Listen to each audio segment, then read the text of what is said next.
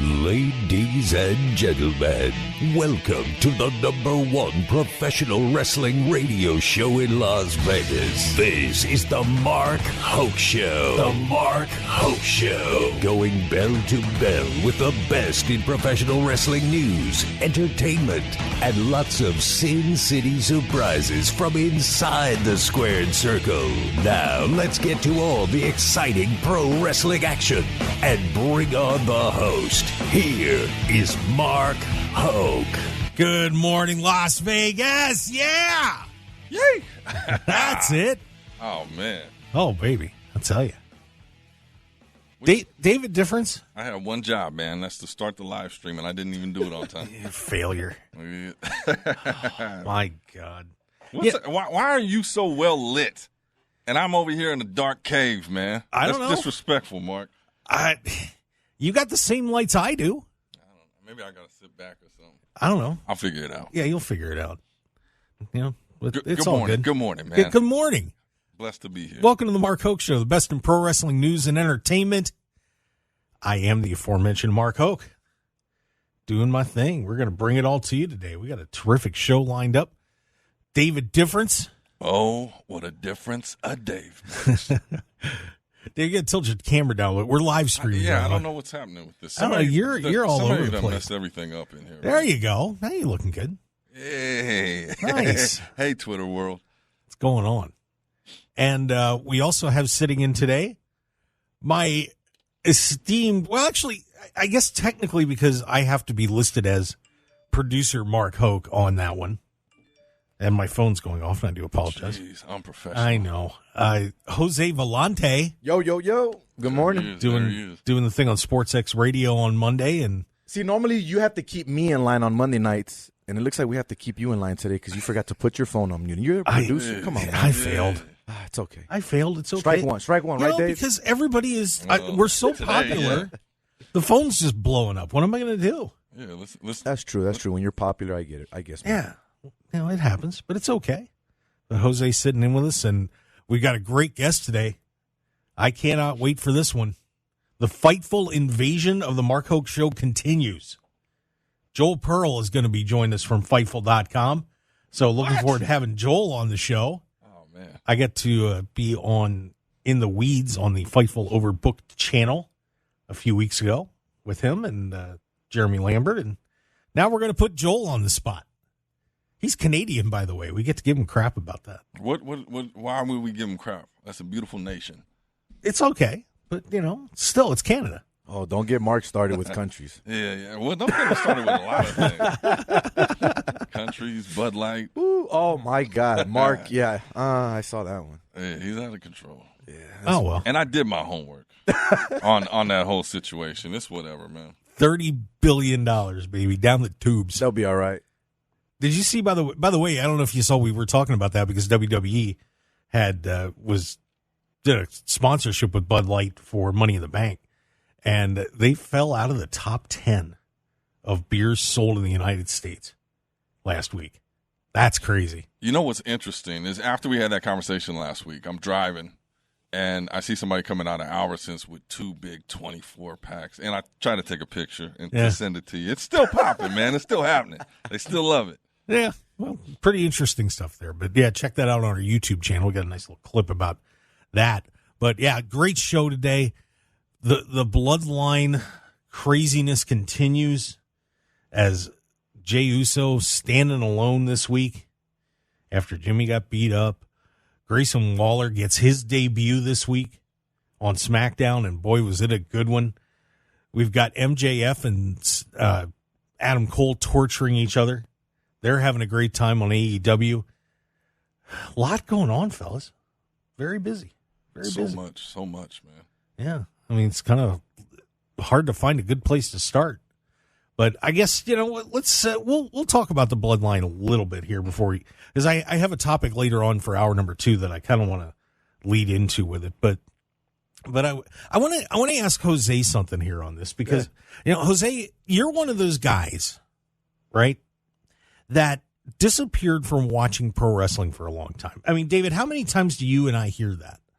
I watched WWE during the Attitude Era and then kind of faded off and stopped watching it. How many times do you hear that, Dave? 73 times per quarter. Exact number. It's a lot. Now, I know you watch SmackDown for probably the first time in a while this week. Oh, yeah, and I'm not disappointed that I did. I'm very excited and happy that I did. What'd you think? I like it, if I'm being honest with you. For me stepping away for a while from the wrestling and watching it and all, it hasn't changed. I mean, it's still exciting. And my wife is sitting there trying to be negative about it, and I'm like, babe, this is entertainment. You tell me you can jump off that top rope and do what these guys are doing and tell me it's fake, then we'll talk. If I don't see you jumping off that top rope, I don't want to hear it. Did she drop that bomb on you? She sure did. And to me, You're I'm sorry. kidding me. Wrestling is not fake. I don't care what you say. 100%. If you watch what I watched this past week, as many times as I watched it, there is nothing fake about it. Wrestling is 100% real. They get hit, they get hurt, and I love it. And this whole thing with the bloodline that you guys are talking about, because I know David mentioned it earlier before we got into the studio as well, it's a beautiful storyline. I got to obviously get backtracked and learn a lot more of what's going on leading up to this, but I'm excited to see what it's going to lead up to after this and what happened at Money in the Bank and then on SmackDown this past Friday. He sounds excited, man. I am. I'm ready to go, man. I can't wait. I like that, man. Yeah, because this story has been going on for over 3 years now. I mean, this is going to probably, if it culminates at WrestleMania, we're talking a 4-year storyline on this, David. 4 years. Yeah, it's an epic saga, man. The best thing going. Yeah, and of course, what happened this week on SmackDown, they did a tribal court where the boys put Roman on trial. Yeah. Roman's at least got a career in soap operas for sure. At least at men soap operas. What'd you say? He'll be able to do soap operas. Okay. Because he can pull the tears, man. It looked like he was fighting to get that tear out there, man. I watched it a few times. But, yeah, he pulled it off. Yeah, so, of course, so what ended up happening was all the Usos are putting Roman on trial and showing videos of what a jerk he's been over the years to them and, making him feel terrible. And, Roman gets all upset and he takes off his tribal chief lei and, gives it to Jay and, gets down on one knee, puts the, whatever belt that is, the Super Gold. What, I don't know. We got to come up with a fun name for that. Super Gold sounds good. We'll put the Super Gold belt on the floor, and gets down on one knee and, he's bawling his eyes out and feels terrible. And, it's like, Jay, you're going to be the tribal chief. And then just wham to the Huevos Rancheros as soon as Jay leans over. Beautiful shot, by the way. I give him a 9.5 on that one. Yeah, it was an excellent shot. Right on point. Yeah. Good velocity. Yeah, I mean, just, Good velocity. For Huevos Rancheros shots, it was pretty high quality. Huevos Rancheros, yeah. Yeah. The one thing that's pretty cool, too, though, that I noticed, at least, again, I'm getting into this and I'm watching, is how the crowd was singing the entrance noise and the entrance song for the Usos in London, but yet it continued, leaking into SmackDown, which is something that you want to see, obviously, because now the crowd is shifting, right? That's what it looks like, at least. That, yeah, obviously Roman Reigns is the guy, but what is the crowd going to start doing and who are they going to start backing a lot more? Now, obviously, you want to see that controversy, and you said it, 3 years, 4 years, whatever the lead up, the WWE knows how to create these scenarios for sure. Yeah. Amen. Yeah, but we're going to talk about them ruining them a little bit, just a tad later on today. But right now, so now of course they beat Jimmy up. Jimmy ended up in the hospital. Jay comes back and Jay is challenging Roman Reigns, beats him down again. Everybody's going crazy, and he's holding up the Super Gold in the ring and says, I want you, big man. So what do you think, David? It looks like we're headed for SummerSlam with getting that Jey Uso match. Which I'm a little surprised they're doing it so quick, but it looks like that may happen. Maybe. Yeah, I mean, it's not official, but maybe. Right. It looks like it's leading there. I mean, because they just had the tag team match, right? So, but I do think that, you got to get that out the way so we can get to the other feuds. Because I can't see Jay rocking that Super Gold. You can? I can't see him beating Roman Reigns and taking it to the next level. I don't think it adds to the story there. With that many belts being there, though, that's one thing that I was talking to Mark about yesterday. Because again, I'm starting to learn all these belts, and I'm sitting there going, "This is not what I'm used to. What I'm used to seeing. It's Right. a little bit ridiculous." But you don't see him contending at all, or actually being the guy, huh? I don't. Well, I mean, for the storyline, I don't know. Like, it's got to be something epic to take the title off of Reigns. Definitely Epic.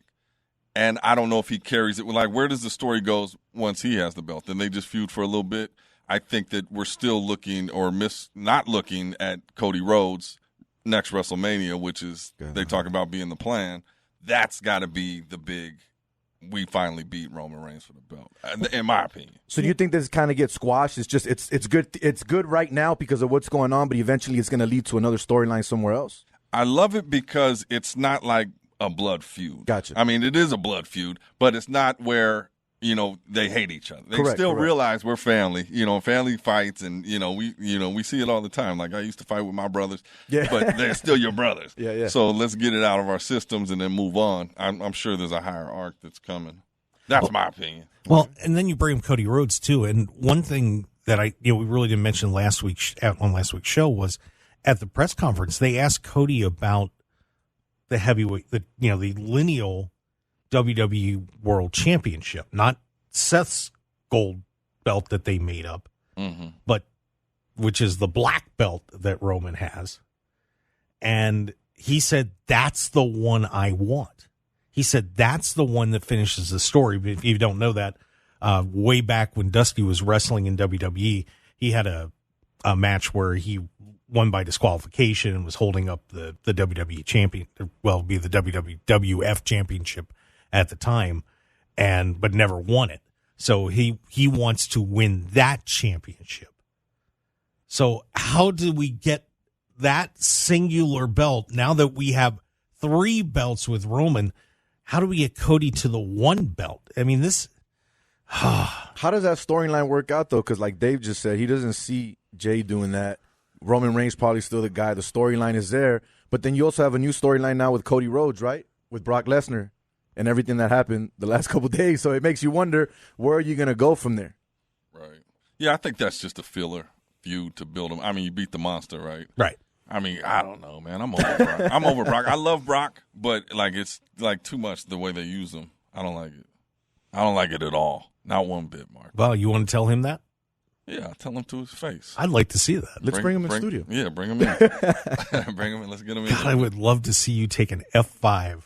Why would you lot. like to see me take an F5 in the parking lot? You keep trying to get me into finishers all the time. So this is my fault? I'm just saying. We have a toxic culture here at the Mark Hoke Show, man. Is this what I walked into, guys? Come on, sorry now. about this, man. Hey, Derek, we might have to roll out, man. Yeah, you got the kid in here. It ain't right, Mark. Let's start over. Every week is like 20 minutes in. Let's start over, man. Whose finish do you want to take? That's a great question. Okay. It would have to maybe Charlotte's. The figure 8? Yeah, sure. I know why. Right. That's terrible. All right. Well, I'll tell you what. Why don't let's get our break in, because, of course, coming up next segment here, we've got a terrific guest coming on. Joel Pearl from Fightful.com is going to be joining us, so we're looking forward to having him on the show with us. I'm Mark Hoke, David Difference, Jose Volonte sitting as well today, having a great time with the best in pro wrestling news and entertainment here on 101.5 FM KDAWN, the Talk of Las Vegas, Odyssey app worldwide, streaming on YouTube and Twitch too. We're everywhere, guys. Thanks for joining us. We will see you on the other side with Joel Pearl.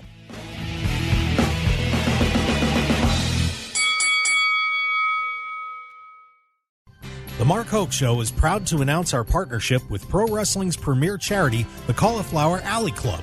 For nearly 60 years, the CAC has stood strong, assisting members of the wrestling industry in their times of need. Please join us in supporting the Cauliflower Alley Club by becoming a member for just $25 a year, or make an individual donation today. Go to caulifloweralleyclub.org and give back to the people that have brought us so much entertainment and joy in pro wrestling. Once again, that's caulifloweralleyclub.org. Infinite Wellness can help you achieve your goals and look and feel your best. Our regenerative medicine clinic utilizes stem cell and exome therapy. We also have a comprehensive weight loss program and numerous other services you can find on our website at infinitewellness.info. We're located at 8925 West Post Road, Suite 100, right across from IKEA. You can book your appointment today by calling us at 702-842-2244 or find us on social media at infinitewellness.lv. We'd love to be a part of your journey. 1015 FM KDAWN. This is the Mark Hoke Show. The Mark Hoke Show. Here again, your host, Mark Hoke. All right, let's keep this party rolling, guys. The best in pro wrestling news and entertainment. I'm Mark Hoke. Thanks for being with us. The David Difference, Jose Volonte. Boys, are we having fun yet or what? I'm having a great time. Appreciate you guys for having me in today. Non-stop excitement here, man. Well, that's what we do. That's why we got the ratings. All day, every day, man. Through the roof. Ratings matter, baby. The kids love us out there. That's what keeps you going. The kids? Yeah. I looked at the demo, man. It's grown folks. We got to tap into the kids market. Come up with a Mark Hoke cartoon or something. Right? Bedtime story cartoon book. Oh, Lord. God, nobody wants that story. That's for damn sure. It's pretty boring. Oh, no. True. Yeah. True. Very true.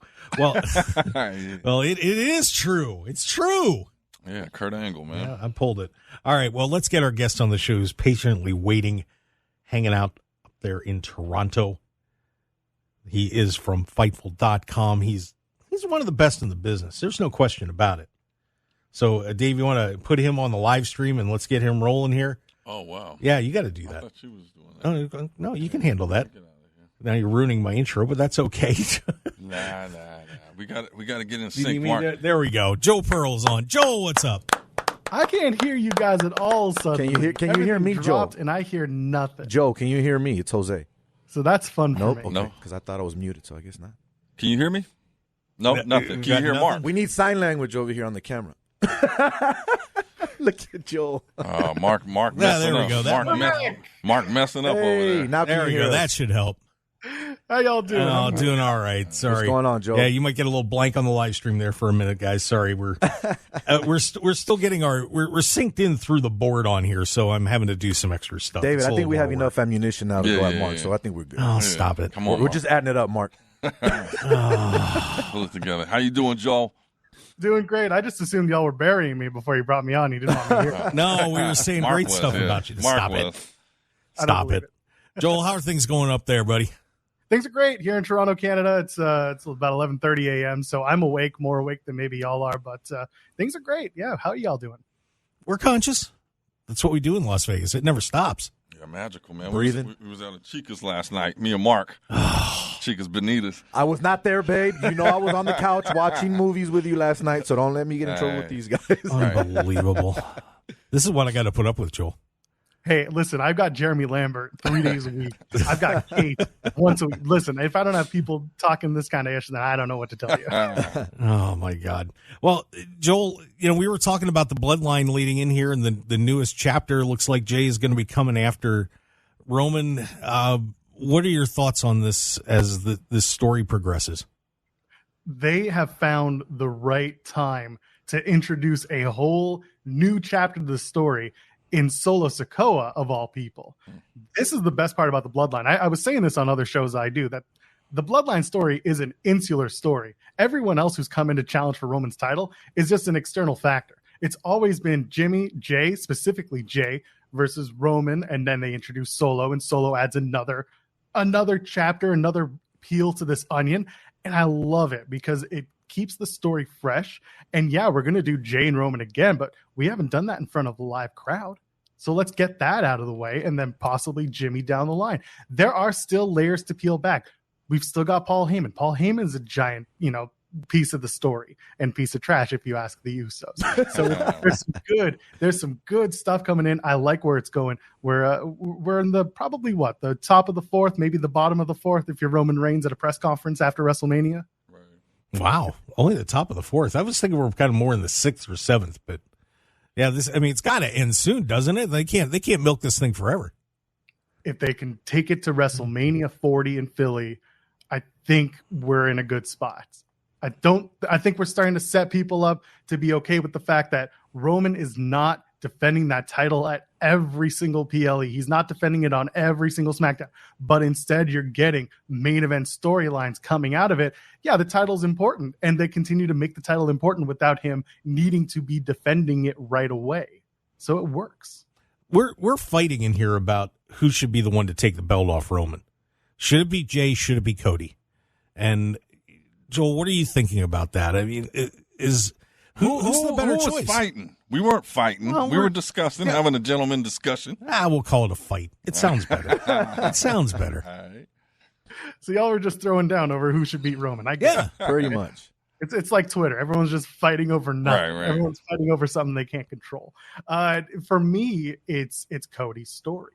It is, and again, I know I just talked about the external factors of challengers, but Jey Uso got his win. He got his separation from the guy who was, for all intents and purposes, abusing him for the last 3 years. He has gotten that reward.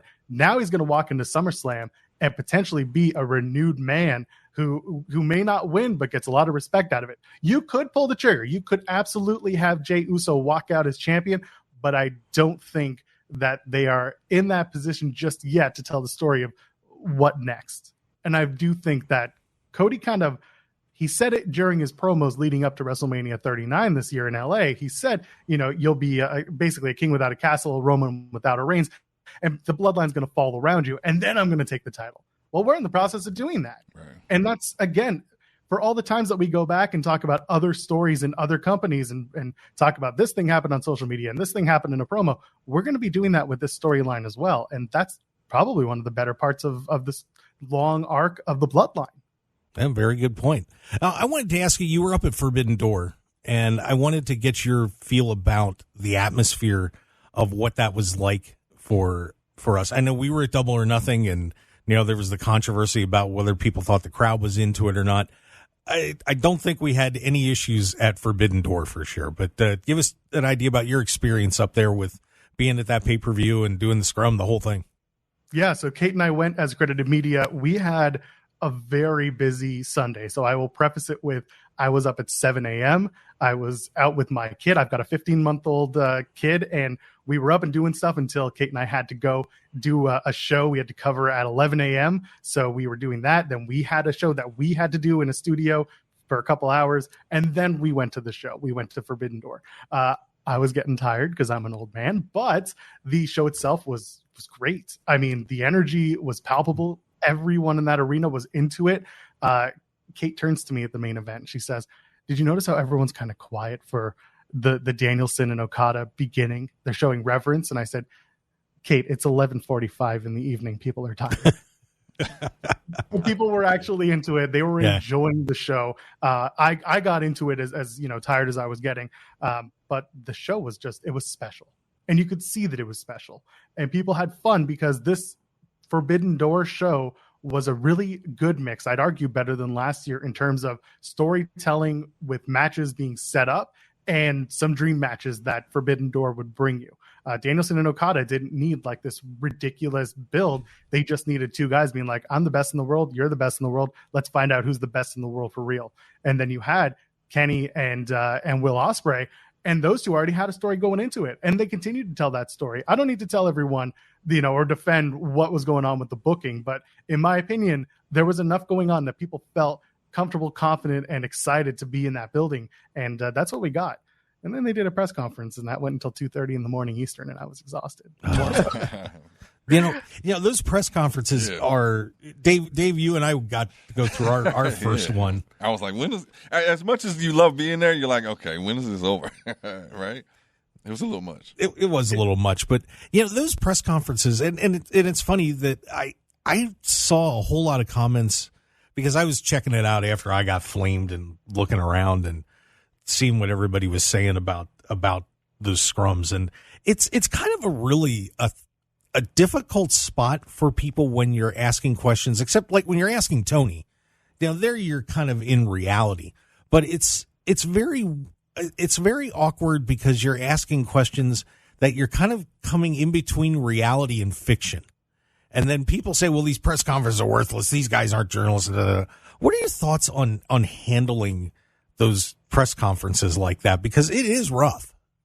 So, Mark, I think when you were on In the Weeds on Overbooked, we talked about this. And the way I put it was, it's a kayfabe vortex. You are in there trying to get real answers out of performers, and some are performing and some are not. Peek behind the curtain, we were told in the room by someone who worked in AEW that, get ready, Will Ospreay, his press conference is going to be something else. He's going to be fired up. That wasn't exactly what we got.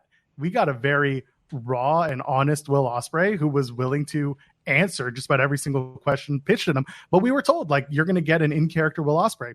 Nope, we didn't. And then we had Toni Storm, who, by the way, I think she does these masterfully, because she gets in, she gets out, and she just does her character.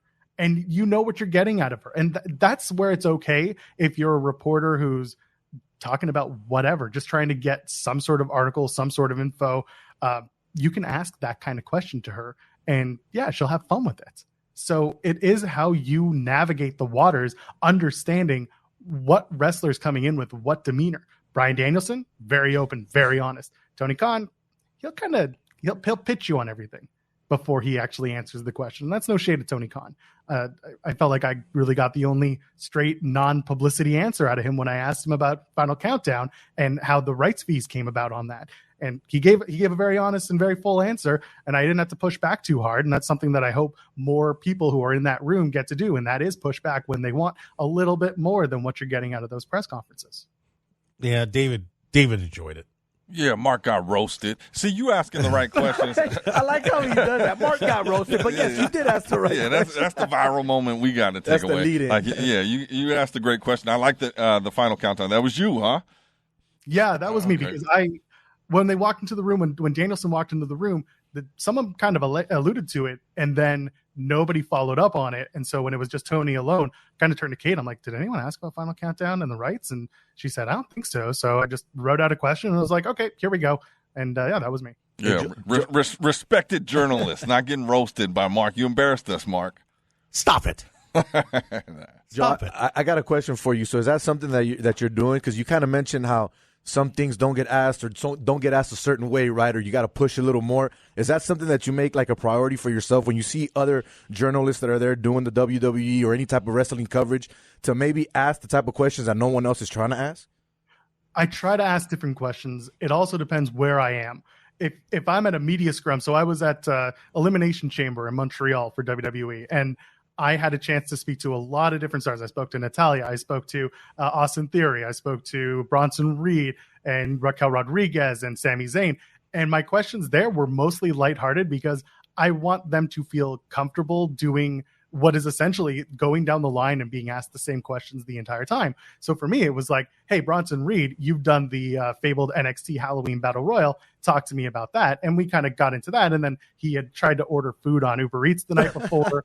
So I was like, did you have Schwartz's, which is a very famous deli in Montreal? And we started talking about food and just like ridiculous things that kind of break them out of their shell and make them feel more confident, because, or more, just more comfortable, because you never know down the line if you're going to speak to them again and they're going to be like, oh, I remember this dude. He asked me this. And now I feel comfortable knowing that he's not going to try and take me down the path of weird questioning and try to get a clickbait article out of me, because wrestling's weird like that. People get their guards up, and I understand it. So for me, the more comfortable I can make and the more normal I can make these interactions, the better. And, I hate putting over Sean Ross Sapp because he's technically my boss, but that's something I learned from him directly. No, I'm kidding. I love Sean. Well, of course, you're mentioning about what happened up in Montreal as well, at Elimination Chamber. And we've been seeing a lot of the international events happening with, we had Backlash, and we just had Money in the Bank in London, and all these great events up in Canada as well. What is your take on the major organizations taking their cards outside of the United States, and people are raving about the crowds and everything else, and obviously things getting crazy up in Canada too. How are you feeling about the U.S. maybe kind of getting pushed a little bit, and people getting into the international market just a little bit more? I mean, here, let me put it like this. How much longer is left on your TV deal in the States with WWE? You still got another year. You're potentially outside of your window for USA and Fox. Reportedly you are, and you're still trying to find a broadcast partner. Meanwhile, in Canada, you got two people, and one of those contracts is about to be done, and the other one is currently airing AEW. So what do you do towards the end of your contract? You give them a hot crowd, you bring in the executives and say, hey, look what you got here. We should probably bring that to your television station because we can bring you those numbers every single week. You go to the UK, that BT Sports deal, guess what? It's almost up. What are you going to do? Oh, hey, Sky. Hey, ITN. Remember Sky Sports? You used to air all of our shows, and now you didn't because we didn't take you seriously. Well, we brought you Money in the Bank and a hot crowd for 2 nights. Biggest gate in an arena history for WWE. Maybe you should think about bringing us back because we'll bring your numbers. Yeah, you got, the free channels airing AEW, and that's amazing. I'm glad that it's happening. But now it's about how they're playing that game. And it's about getting TV rights fees. It's about getting site fees. That's a big thing that Nick Khan wants to do. And they continue to find success. That John Cena promo has raised a whole ruckus because of, we're going to bring WrestleMania to London. And Triple H, Paul Levesque says, well, maybe not. But also, if enough people leverage their MPs and the MPs say, guess what? Our wallet's open. Let's do it. Wembley WrestleMania 2 nights. We'll do it. Because money talks, and that's what WWE is all about. And again, there's nothing wrong with that. You're a publicly traded company. Make your money. Yeah, absolutely. And I have a feeling we're going to be seeing a lot more competition in the international markets all over the world. This is going to be very intriguing because that John Cena promo was done for a reason, for sure. I mean, it was not done just to be cute. It was done to, hey, you know what? If you guys want us to come over here, and look what's going on, and you brought it up. There's a lot of money to be made, and they want to get it. So pretty fascinating stuff there for sure.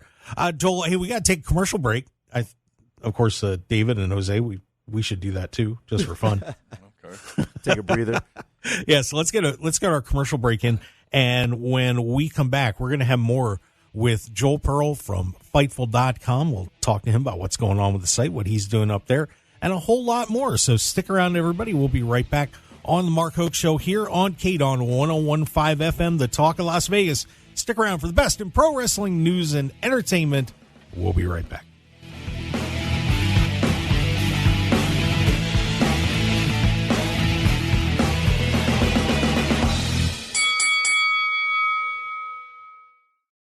If you're looking for an award-winning dining experience at outstanding prices, look no further than Unique Eats. Whether it's their incredible breakfast platters, amazing pastas and sandwiches, or world-renowned pizzas, celebrity chef Dominic Tedesco will have you covered. Check out their coffee and smoothie bar, vegetarian options, catering, and top-flight service. Visit Unique Eats today at 3100 South Durango, Suite 100. Call 702-992-3038 or go to uniqueeatslv.com, and we'll see you all at Unique Eats. 101.5 FM KDAWN. You're listening to the #1 professional wrestling radio show in Vegas, The Mark Hoke Show. The Mark Hoke Show. Now, here again is Mark Hoke. And we are back on the Mark Hoke Show here on KDAWN 101.5 FM, the Talk of Las Vegas, the best in pro wrestling news and entertainment. David Difference. Oh, what a difference a Dave makes. It's very different. I just want to warn everybody. In a good way, man. It's very different. Unique. How do I even top that? Like, you don't, Jose. I just can't. I'll take a back seat to that one. It's almost impossible. But Joel Pearl can do that. Joel joining us here on the Mark Hoke Show from Fightful.com.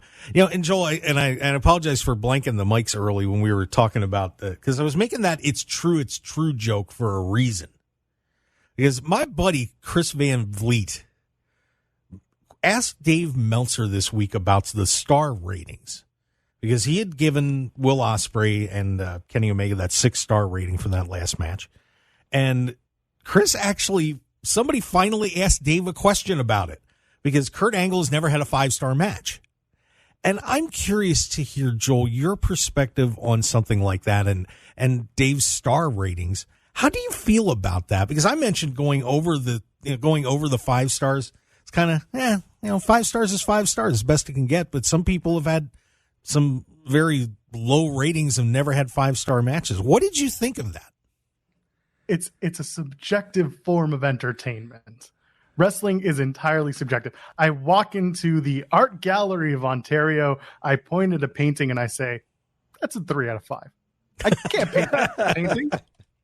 I can't do that. Wrestling is so subjective, and I appreciate Dave's view on rating matches. I think he has a good scale for him, and I think that it's a good roadmap for someone who's trying to find wrestling that maybe appeals to the same senses of Dave Meltzer, and that's fine. At the end of the day, you're going to watch what you're going to watch. Someone who maybe didn't watch AEW Collision this past Saturday, maybe they were watching MLW's Never Say Never show because there was something there that appealed to them. And that was a good show as well. Collision was also a good show, but it's all in the eye of the beholder. So Dave's feelings, he was one of the first people to really get the star ratings over. And as a result, people stuck with it, and they stuck with Dave specifically. You don't see Wade Keller do it, or he does do it, but it's not nearly as important as the weight of Dave's scale. So for him, it's, again, truly subjective. He loves New Japan. He admitted that in that same interview with Chris Van Vliet that you're talking about. And that's okay, because he's still trying to be as impartial as he can, but he still has his scale that runs to him. And there are millions of people doing these star ratings as well that are worth, being paid attention to, in my opinion. Yeah, and it's interesting, too, when you talk about Dave and Brian Meltzer and guys like that people very much seem to get super divided on some of the things that they say, some of the stuff that we say or you guys say at Fightful, and criticizing the AEW as opposed to WWE and vice versa. But I personally think this is probably the best time to be a wrestling fan that I can remember. I mean, I've been following wrestling since the early 80s. I know Dave, you're probably around the mid 80s, somewhere in there. And it blows me away that people rip one company the other and just aren't enjoying what's happening right now, because this really is, to me, a golden age of wrestling. Joel, what do you think about that? Best time to be a fan, worst time to be covering the business if you're a completionist. It is. There's so much content, and that's the name of the game. There's something for everybody. I cover Impact Wrestling for Fightful, and I love most of what Impact puts on their TV. But a lot of people aren't watching it because they feel like after 20 years of watching Impact develop, grow, fall, pick themselves back up, they have a pay-per-view called Hard to Kill because it is literally their mantra over those 20 plus years, that they still appeal to me, whereas they might not appeal to somebody else. And that's okay. I really, really wish people would get out of their heads thinking that the most important companies are the ones dealing with the best ratings. Ratings mean nothing to you. Just watch the show that entertains you. If you don't like something, that's fine. Don't be weird and obsessive about it. Don't attack people over the views of not enjoying a wrestling show. That's something I've never understood. I'm sure I'm guilty of it when I was younger, but think about it. Just think about it. Take a step, take a breath, and enjoy the shows you're watching, or don't, and then walk away. That's okay too. Yeah. And of course you do the great coverage of Impact for Fightful, and they've got Slammiversary coming up, and this is a huge card. If people have not been paying attention and seeing what's going to be happening this upcoming week, man, loaded to the gills. This is going to be a great, great event. I am very much looking forward to Slammiversary. It's happening in Windsor, which is about 4-hour drive from me. I'm not going, but I will be covering it over on Fightful.com. There's a lot of really good stuff. I'm actually interested to see who's going to be replacing Steve Macklin, because unfortunately he was injured during the Australia tour in Wagga Wagga. So they're going to be announcing a replacement, I believe, on Busted Open on Monday morning as to who's going to team with Bully Ray to take on PCO and Scott D'Amore. Rest of the card, though, shaping up real nice. Well, what are you most excited about on the card? Aldis and Shelley have suddenly become this big match, and I think when Nick Aldis won that number one contendership match at the last show, people were kind of like, oh god, we're going to do Macklin and Aldis, and it's going to be Aldis wins, and nobody wants to see this. And then they turned Nick Aldis into a real dick, and it was perfect. And then Alex Shelley having that history of being, an Impact legend and finally winning the big one shocked a lot of people, and now they're telling a really good story. Macklin, his time will come back around, especially when Josh Alexander comes back. But that main event is something I'm very much looking forward to. And of course, Lio Rush stepping in up against Chris Sabin for the X Division title is something that people need to get their eyes on. Yeah, this is going to be a blast. So I recommend everybody check that out. Now, tell everybody a little bit about what you're doing on Fightful, because for people that may not be familiar with your work, well, they darn well should be, because it's amazing.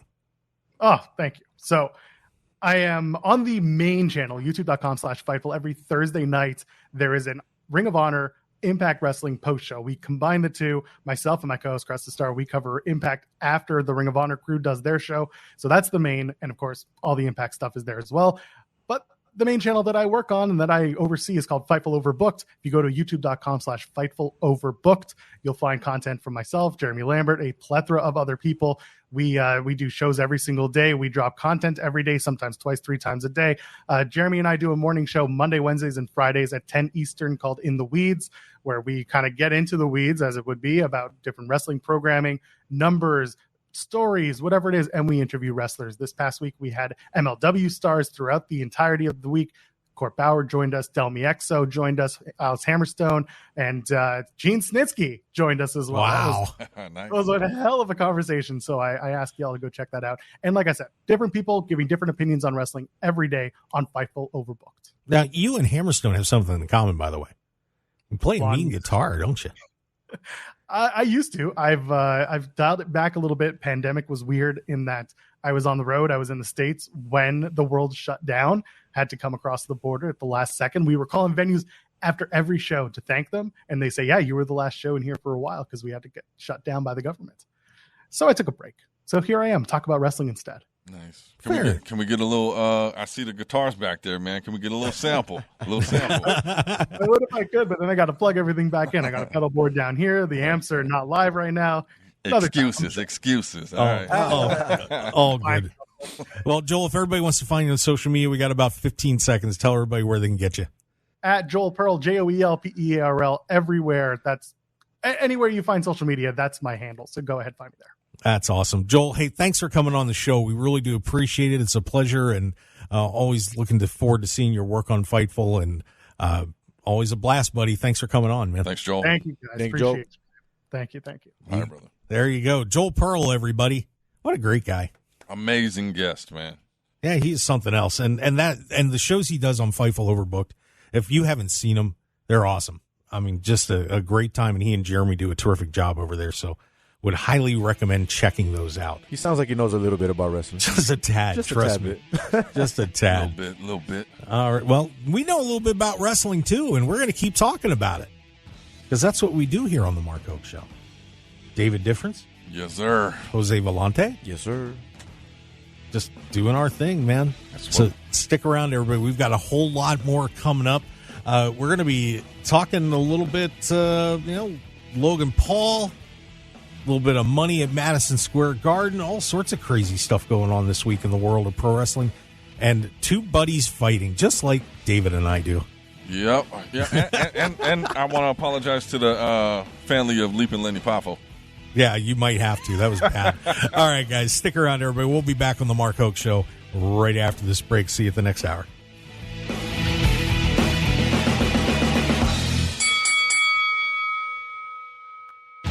Want more of The Mark Hoke Show? Follow us on Twitter at Mark Hoke Show, like us on Facebook at The Mark Hoke Show, and visit markhokeshow.com to keep up with everything happening with the show.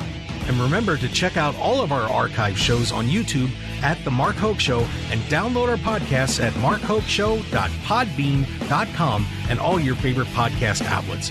So join The Mark Hoke Show family today, and thanks for listening.